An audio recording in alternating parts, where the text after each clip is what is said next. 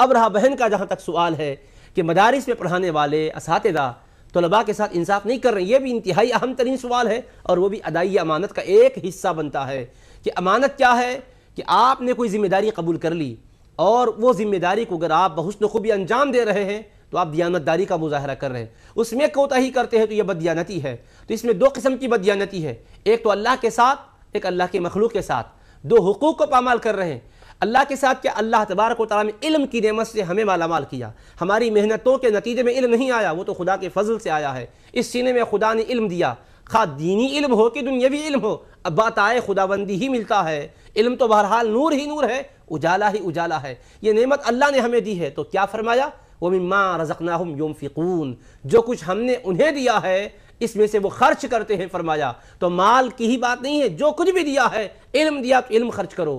اگر فن دیا تو فن کو استعمال کرو۔ تو یہ اگر ہم بچوں پر اگر اس کو خرچ کرتے ہیں اور مکمل طور پر انہیں باصلاحیت بناتے ہیں تو اللہ تبارک و تعالیٰ کے حق کو پورا کرتے ہیں۔ اگر اس میں کوتاہی کرتے ہیں تو خدا کے حق میں بھی خیانت ہو رہی ہے۔ اور پھر یہ کہ ایک ہم ادارے کی ذمہ داری قبول کرتے ہیں کہ ہم ان بچوں کو پڑھائیں گے، اور بچوں کو ان کے سرپرست ہمارے حوالے کر چکے ہیں۔ ہم دنیاوی اعتبار سے کوئی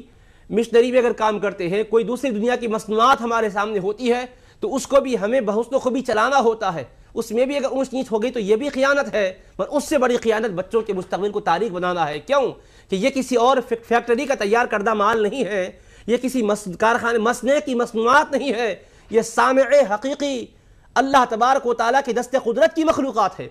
انسان اشرف المخلوقات اللہ نے بنایا ہے، اور وہ اشرف المخلوقات نونہالوں کی شکل میں ہمارے سامنے کر دی گئی ہے، اور ہمیں ان کا مربی بنایا گیا ہے، ہمیں ان کا تعلیق مقرر کیا گیا ہے، ہمیں ان کا معلم بنایا گیا، اتنا بڑا منصب ہم کو عطا کیا گیا۔ اگر ہم نے ان بچوں کے سلسلے میں غفلت برتی اور ان کو تعلیم دینے کے سلسلے میں ہم نے لاپرواہی برتی تو ہم نے خدا کے حق کو بھی پامال کیا، اور بچوں کے مستقبل کو بھی تاراک کیا،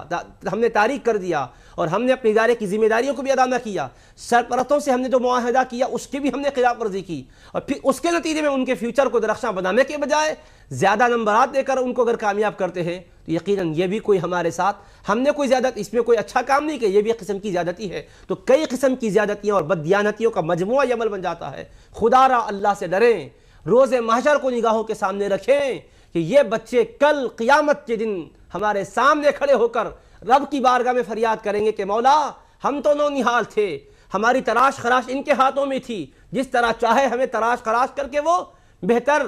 دنیا کے لیے بھی مفید و کارآمد اور آخرت کے لیے بھی ہمیں